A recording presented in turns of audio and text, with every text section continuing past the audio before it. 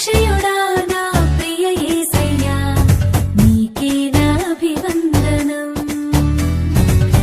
అక్షయుడా నా ప్రియ యేసయ్యా నీకే నా అభివందనం. నీవు నా కోసమే తిరిగి వస్తావని, నేను నీ సొంతమై కలిసిపోదామని, యుగ యుగములో నన్నేలుతావని నీకే నా ఘన స్వాగతం.